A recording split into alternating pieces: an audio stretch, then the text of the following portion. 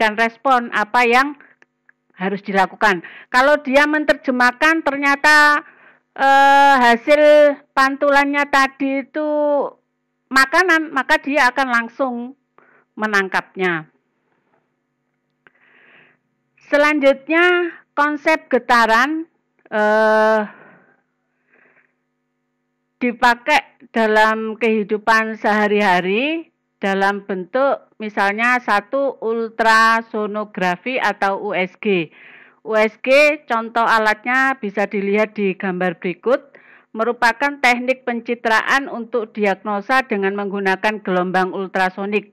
Frekuensi yang digunakan berkisar antara 1 sampai 8 MHz dan USG ini bisa digunakan untuk melihat struktur internal dalam tubuh seperti tendon, otot, sendi, pembuluh darah bayi dalam kandungan, dan berbagai jenis penyakit seperti kanker, ginjal, batu ginjal, dan lain-lain. Bagaimana proses pembentukan gambar? Gambar di sini mengalami 3 proses ya. 1, proses pemancaran gelombang. Setelah dipancarkan, maka gelombang tersebut akan memantul, pantulannya akan diterima oleh alatnya USG, kemudian diterjemahkan. Nah, hasil terjemahannya itu dalam bentuk gambar ini. Selanjutnya, sonar atau sound navigation ringing digunakan untuk menentukan kedalaman dasar laut yang diperoleh dengan cara memancarkan bunyi ke dalam air. Di dalam kapal ini yang sudah terdapat sonar, dia akan memancarkan gelombang ultrasonik ke dalam laut. Kemudian setelah gelombang tadi membentur dasar laut, maka dia akan memantul. Pantulannya akan diterima kembali oleh alat tersebut. Lah, pantulannya itu akan diterjemahkan. Makanya dengan alat ini bisa diketahui berapa kedalaman laut, bagaimanakah kontur atau bentuk permukaan di dalam laut. Sonar ini juga bisa digunakan oleh nelayan modern untuk meningkatkan produksi ikannya. Dengan cara bagaimana?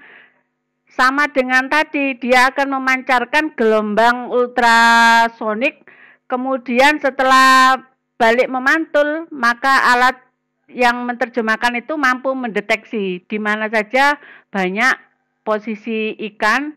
Setelah diketahui, maka maka kapal tersebut akan menuju ke lokasi tersebut. Selanjutnya ada alat namanya terapi ultrasonik.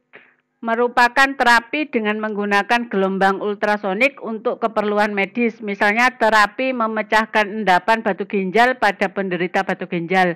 Jadi penderitanya tidak perlu melakukan operasi, tetapi cukup melakukan terapi ultrasonik ini.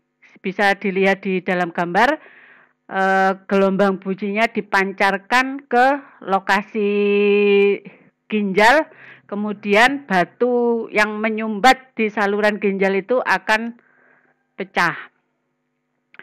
Selanjutnya adalah pembersih ultrasonik dengan menggunakan gelombang ultrasonik frekuensi 20-400 kHz ditambah dengan cairan tertentu, bisa juga digunakan untuk membersihkan benda misalnya emas, jam tangan, dan lain-lain. Selanjutnya ada sonifikasi, yaitu proses pemberian energi ultrasonik pada suatu bahan atau larutan sehingga bahan tersebut bisa dipecah menjadi bagian yang sangat kecil. Ini biasanya alat yang digunakan di dalam laboratorium ya. Kalau ada suatu larutan atau benda ingin mengetahui komposisi unsur yang menyusunnya, maka dilakukan sonifikasi ini. Sehingga mampu terurai menjadi zat-zat yang terkecil, komponen paling kecil yang menyusun zat tersebut. Setelah itu ada alat lagi namanya untuk pengujian ultrasonik, teknik pemantulan gelombang ultrasonik yang dipancarkan pada benda sehingga kerusakan bagian dalam benda, ketebalan dan karakteristiknya dapat terdeteksi. Banyak digunakan dalam produksi baja, aluminium, produksi pesawat terbang, produksi otomotif. Jadi bahan kayak baja dan lain-lain ini diuji dengan ultrasonik. Apakah terjadi kebocoran, apakah terjadi kerusakan, pengkaratan, itu bisa diketahui melalui alat pengujian ultrasonik ini. Itu tadi beberapa teknologi yang digunakan dalam kehidupan sehari-hari yang berasal dari konsep getaran dan gelombang.